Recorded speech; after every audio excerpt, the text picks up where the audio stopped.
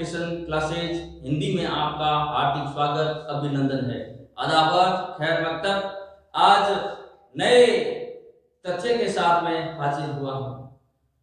हमारा जो टॉपिक चल रहा था हिंदी साहित्य इतिहास लेखन की परंपरा, उस परंपरा की कड़ी में आगे चलते हुए हम आचार्य रामचंद्र शुक्ल तक पहुंचे हैं।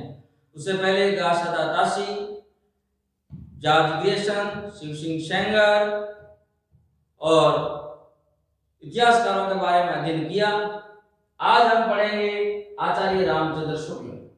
आचार्य रामचंद्र शुक्ल ने किस प्रकार हिंदी साहित्य का इतिहास लिखा और कौन से कवि लेखक को कौन सा स्थान मिला, उसके बारे में चर्चा करेंगे। दोस्तों, इस वीडियो को ज्यादा से ज्यादा लाइक करें, चैनल को सब्सक्राइब करें, आगे फॉरवर्ड करें। मैं आपका अति आभारी रहूंगा, जिससे मेरा भी हौसला बुलंद रहे और मैं रोजाना हर रोज एक नए तथ्य के साथ आपके सामने आ सकूं।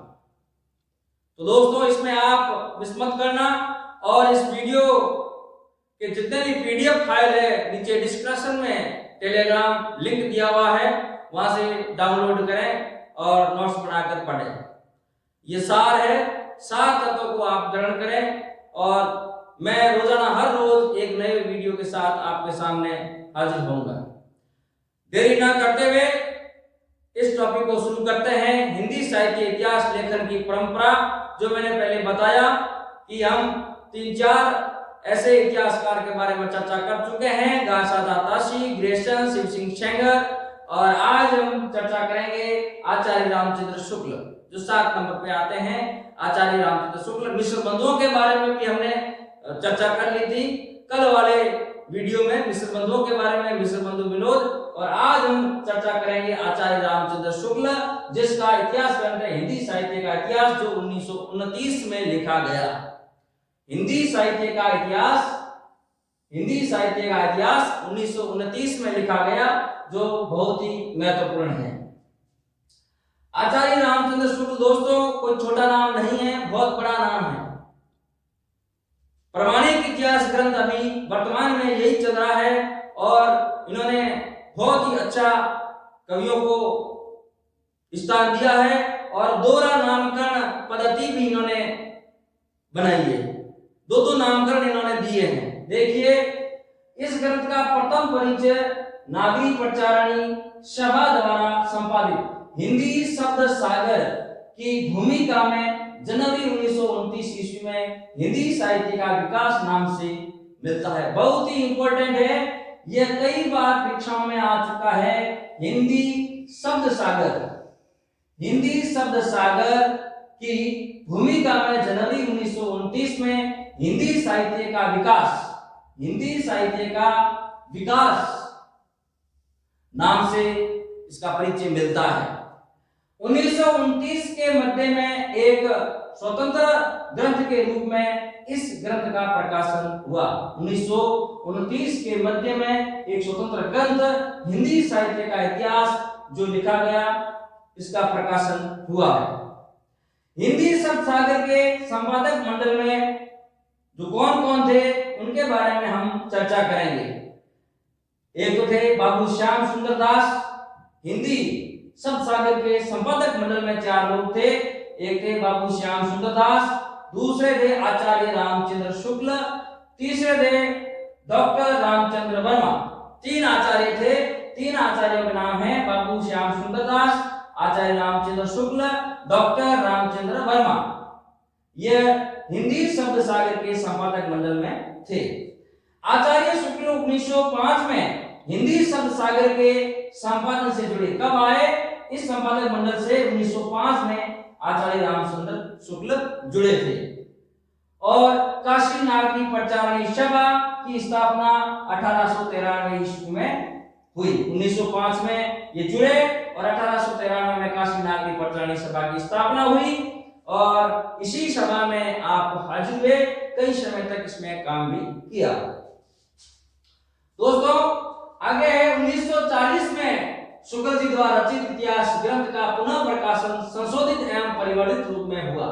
1940 में वापस शुक्ल जी का जो इतिहास ग्रंथ है, उनका पुनः प्रकाशन एवं संशोधित परिवर्तित रूप सामने आया। आचार्य शुक्ल ने विधेयवादी, बहुत ही इंपॉर्टेंट है, पहले मैंने आपको बताया था, आचार्य रामचंद्र शुक्ल ने विधेयवादी प्रवृत्ति पर, विधेयवादी जो इनकी पद्धति थी, इस पद्धति पर इन्होंने इतिहास ग्रंथ लिखा।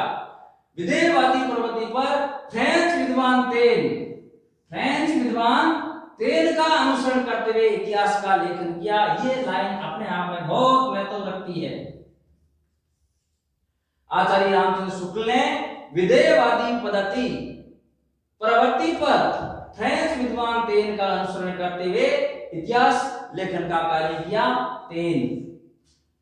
आचार्य शुक्ल ने दोहरे नामकरण की प्रवृत्ति काम में ली, अर्थात उन्होंने काल विभाजन करते हुए प्रत्येक काल के दो नाम उन्होंने रखे, 4 भाग किए, चारों भागों में उन्होंने एक काल के 2 नाम, 8 नाम सामने आते हैं। आचार्य शुक्ल ने दोहरे नामकरण पद्धति को अपनाया, जो अपने आप में महत्वपूर्ण है, कई बार परीक्षाओं में आता है। दोहरे नामकरण अपनाने वाले इतिहासकार कौन है? आचार्य रामचंद्र शुक्ल। ये भी महत्वपूर्ण है।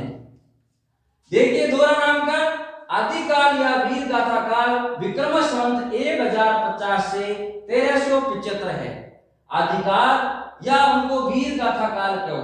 क्योंकि उस समय अधिकतर वीरों की गाथाओं का उल्लेख उन्होंने किया है। आदिकाल या वीर गाथा काल विक्रम संवत 1050 से 1375। दूसरा इन्होंने भक्ति काल आया। भक्ति काल या उसको पूर्व मध्यकाल कह सकते हो।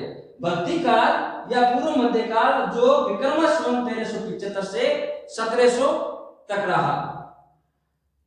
तीसरा आता है इनका रीतिकाल। रीतिकाल या उत्तर मध्यकाल कह दो। रीतिकाल या उत्तर मध्यकाल विक्रम संवत 1700 से 1900 तक, 1900 विक्रम संवत तक। और चौथा इनका अंतिम जो काल विभाजन है उसको अपन कहते हैं आधुनिक काल या गद्य काल। आधुनिक काल या गद्य काल जो विक्रम संवत 1900 से वर्तमान तक। आचार्य रामचंद्र शुक्ल ने वीर गाथा काल को 2 भागों में परिवर्तित किया। 2 भाग है, एक तो अपभ्रंश या प्राक्तभास, बहुत ही इंपॉर्टेंट है ये। आचार्य रामचंद्र शुक्ल ने वीर गाथा काल को 2 भागों में परिवर्तित किया, जिसमें पहला है अपभ्रंश या प्राक्तभास जो 1050 से 1200 विक्रम संवत तक चला। 1050 से 1200 विक्रम संवत तक चला। और दूसरा है वीर गाथा काल जो 1200 से 1375 विक्रम संवत तक चला। नमस्कार दोस्तों, आज इस वीडियो में इतना ही। आगे के लिए मुझे इजाजत दीजिए। मेरे इस चैनल को ज्यादा से ज्यादा सब्सक्राइब करें, लाइक करें, शेयर करें। मैं आपका अति आभारी रहूंगा। धन्यवाद, नमस्कार।